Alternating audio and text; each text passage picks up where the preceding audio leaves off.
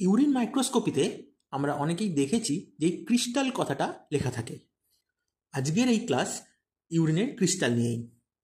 Crystal কি, ইউরিনে crystal কিভাবে তৈরি হয়, কেন তৈরি হয়, সেই ক্রিস্টাল দেখে চিনব কিভাবে, আর সব শেষে কোন রোগে কোন ক্রিস্টাল ইউরিনে পাওয়া যেতে পারে তার একটা আইডিয়া এই ভিডিও থেকে আমরা তৈরি করার চেষ্টা করব। ক্রিস্টাল কি? দেখো, ইউরিনের কাজ কি না, ইউরিনের কাজ হলো বডিতে যে ওয়েস্ট প্রোডাক্ট আছে সেগুলোকে বাইরে বার করে দেওয়া। এই ওয়েস্ট প্রোডাক্টগুলো আসলে কি?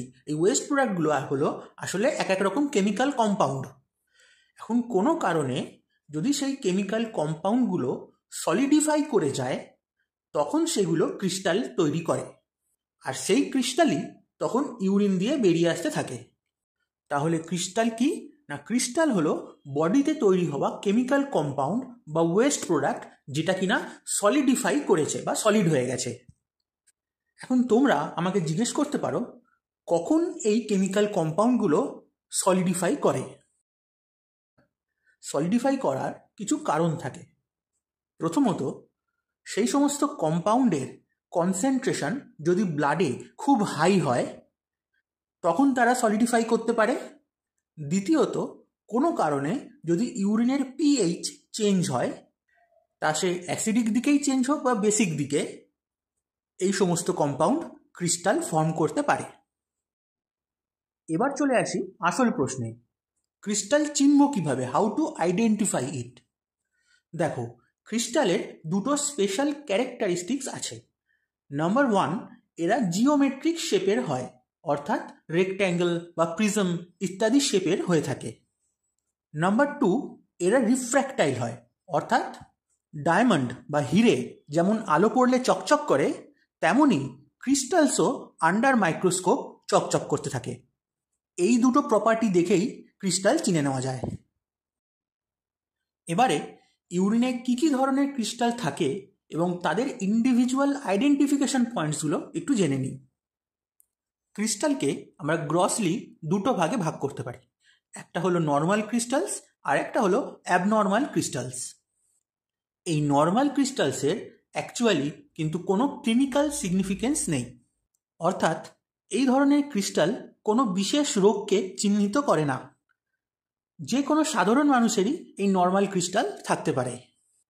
অন্যদিকে অ্যাবনর্মাল ক্রিস্টাল কিন্তু দেখা যায় ইউজুয়ালি ডিজিজ স্টেটে, অর্থাৎ অসুস্থ মানুষের ইউরিনে। তার মানে এই সমস্ত অ্যাবনর্মাল ক্রিস্টালের একটা ক্লিনিক্যাল সিগনিফিকেন্স আছে আর একটা ডায়াগনস্টিক ভ্যালুও আছে। কিন্তু আনন্দের কথা এই যে আমরা আমাদের ক্লিনিক্যাল প্র্যাকটিসে যতগুলো পেশেন্টের এই ক্রিস্টাল দেখতে পাবো ইউরিনে, তার মধ্যে 90% পেশেন্টেরই কিন্তু নর্মাল ক্রিস্টাল পাবো। Abnormal crystal is very rare, খুব কমই পাওয়া যায়। ইউরিনে মোটামুটি 3 রকম নর্মাল ক্রিস্টালস থাকতে পারে। Number 1, oxalate crystals. এই এক্সটা বড় লিখলাম কেন না, ক্রিস্টালটা কেমন দেখতে সেটা যাতে তোমার মনে থাকে সেই জন্য লিখেছি। এই যে ছবিটা দেখছো এইটা আসলে অক্সালেট ক্রিস্টালের ছবি, আর এই অক্সালেট ক্রিস্টালটা ভালো করে দেখলেই তুমি বুঝতে পারবে যে এর মাঝখানে একটা ক্রস বা এক্সের মতো চিহ্ন আছে, আর এইটা দেখেই কিন্তু অক্সালেট ক্রিস্টাল চিনে নিতে হয়। তাহলে অক্সালেট নামের এই এক্স আর ক্রিস্টালের এই ক্রস দুটোর মধ্যে সিমিলারিটি মনে থাকলেই আমরা অক্সালেট ক্রিস্টালের স্ট্রাকচার একদম মনে রাখতে পারবো। Number 2, calcium carbonate crystals. দেখতে কেমন হয় না, ডাম্বেল শেপেড।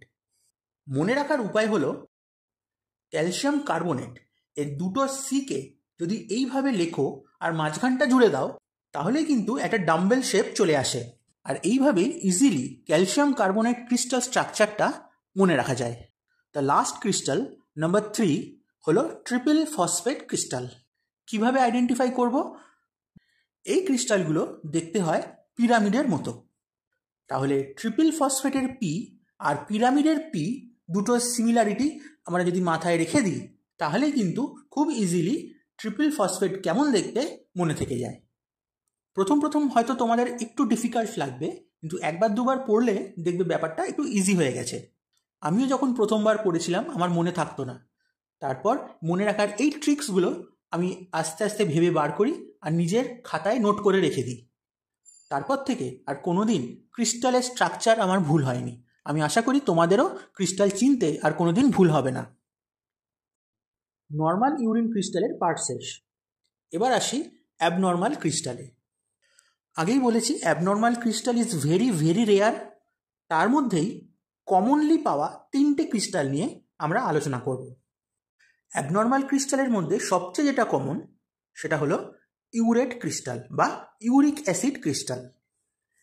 এরা 2 dimensional flat crystal, usually square বা হেক্সাগোনাল শেপের হয়ে থাকে, অর্থাৎ চৌকো বা ষড়ভুজাকৃতি 2 ডাইমেনশনাল ক্রিস্টাল ইউরিনে যদি পাও তাহলে জানবে সেগুলো ইউরেট বা ইউরিক অ্যাসিড ক্রিস্টাল। আগেই বলেছিলাম যে অ্যাবনর্মাল ক্রিস্টালের একটা ডায়াগনস্টিক ভ্যালু আছে, অর্থাৎ একটা ডিজিজ স্টেট বা রোগে এই ধরনের ক্রিস্টাল পাওয়া যেতে পারে।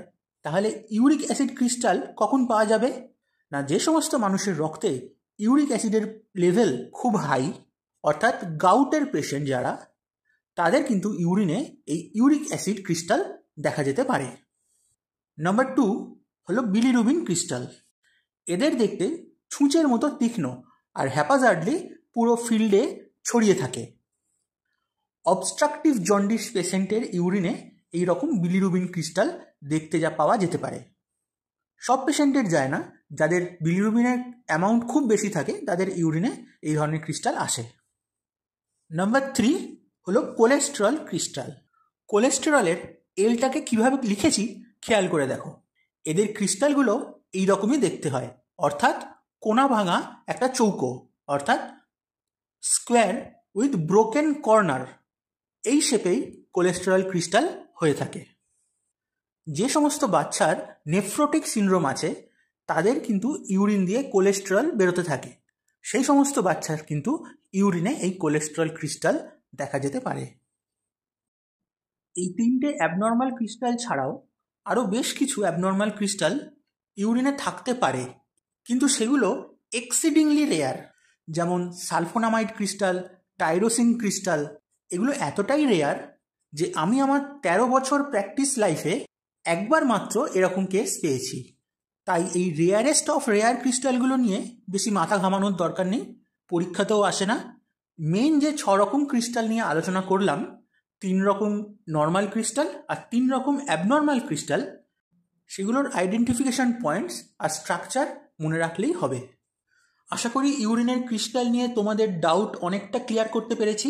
এরপরেও যদি কোনো ডাউট থাকে বা সেই স্পেশালাইজড অ্যাবনর্মাল ক্রিস্টালগুলো নিয়েও যদি তোমরা জানতে চাও তাহলে আমাকে কমেন্টে অবশ্যই জানিও। ভিডিওতে নতুন কিছু জানতে পারলে অবশ্যই তোমার বন্ধুদের সঙ্গে, কলিগদের সঙ্গে শেয়ার করে দিও। আর এরকম ইনফরমেটিভ ভিডিও যদি আরও দেখতে চাও তাহলে অবশ্যই চ্যানেলটাকে সাবস্ক্রাইব করে নিও। আজকের মতো এটুকুই, আবার দেখা হবে নেক্সট ভিডিওতে।